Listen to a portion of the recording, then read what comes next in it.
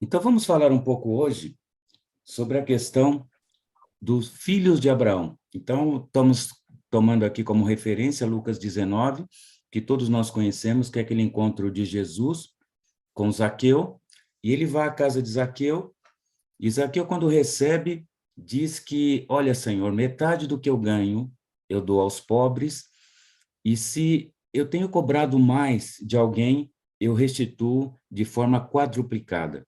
E Jesus então vira, apresenta a multidão e diz: Este é filho de Abraão. E é interessante porque Jesus toma um publicano, um chefe dos publicanos, que era considerado como traidor da nação de Israel, por cobrar imposto da nação para o Império Romano, e Jesus toma desse exemplo e diz: Este é filho de Abraão. E aqui tem dois pontos muito importantes, que ele fez isso pelas próprias palavras que disse Zaqueu, de doar aos pobres e de restituir de forma quadruplicada. Então, eu gostaria de tomar esses dois pontos e ver no original o que a gente pode tirar daqui como ensinamento para nós também, como cristãos e como igreja.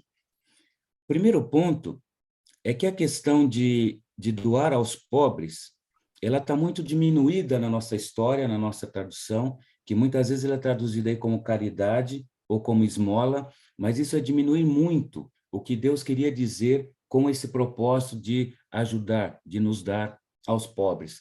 A palavra usada para isso no hebraico original é tzedakah, que traduzindo é justiça, ou seja, Deus te deu, Deus tem te agraciado, Deus tem te presenteado com o que você tem, com o fruto do seu trabalho, e Ele espera a justiça. E a justiça de Deus sobre a bênção que Ele tem dado sobre a sua vida é o compartilhar com o necessitado. Isso é tão importante dentro dos mitzvot, dentro dos mandamentos, que essa parte quase que teve um capítulo completo para explicação sobre esse mandamento, está em Deuteronômio 24, né? Que ele fala, olha, de toda a sua colheita, o que ficar para trás, deixa para o estrangeiro, para o órfão, para a viúva. Das oliveiras, das azeitonas que você não conseguir colher, deixa do estrangeiro, do órfão e da viúva. Da tua vinha, o que ficar é para os órfãos, para o estrangeiro e para a viúva.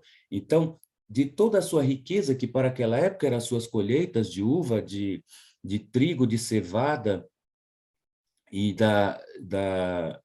das azeitonas, parte é para abençoar o teu irmão que não tem necessidade, que tem necessidade.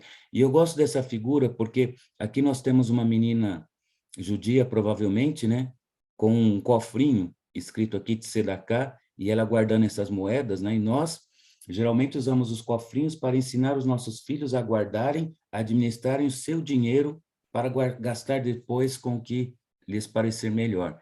E aqui os judeus ensinam seus filhos a guardar para doar, para ajudar o outro, né? Então veja o quanto isso muda, né, na nossa percepção, mas o ponto importante, Deus te abençoa para que você faça a justiça, para que você olhe, para que nós olhemos os nossos irmãos necessitados. E isso é se fazer filho de Abraão. E isso é fazer com que frutifique os ramos que estão ligados nessa oliveira. E quando ele fala de restituir aquele que ele cobrou demais, ele está nos levando ao que na raiz nós temos aqui como techuvá, que é o perdão, que é tão importante o perdão que Deus instituiu uma festa para o perdão, Yom Kippur. E o perdão, no sentido judaico, ele é um pouco mais amplo do que nós aprendemos, né? Realmente, o que nós olhamos assim como perdão é, olha, eu reconheço o meu pecado e eu peço perdão para o meu irmão e está tudo ajustado. No judaísmo é um processo, onde você primeiro reconhece, você se reconcilia, mas você tem que buscar também a reparação, né? Eu pedi dinheiro emprestado para o Christopher, não paguei o Christopher depois de muitos anos, fico pesaroso disso, peço perdão, ele me perdoa, mas tem outro passo. Ainda não fechamos o processo da techuvá, ainda não fechamos o processo do perdão. Falta a reparação. Christopher, como posso reparar? Quanto do que você perdeu eu posso cobrir? né? Então, precisamos também dar esse passo a mais, que é o que nós vemos quando João Batista fala, né, aos seus irmãos: produzis, pois, frutos dignos de arrependimento. Ou seja, não é ficar somente ao passo de, ok, acertamos as contas. Pero o que eu posso fazer para compensar esta perda? O que eu posso fazer para comparar a dor que eu te gerei? O que eu posso fazer para compensar todo esse prejuízo que eu gerei para a sua vida? Então, essa perna, esse passo, essa segunda milha, muitas vezes ainda nos falta dentro do processo de perdão. E Jesus referencia aqui a Zaqueu como filho de Abraão, porque executa esses dois pilares dos mandamentos, né?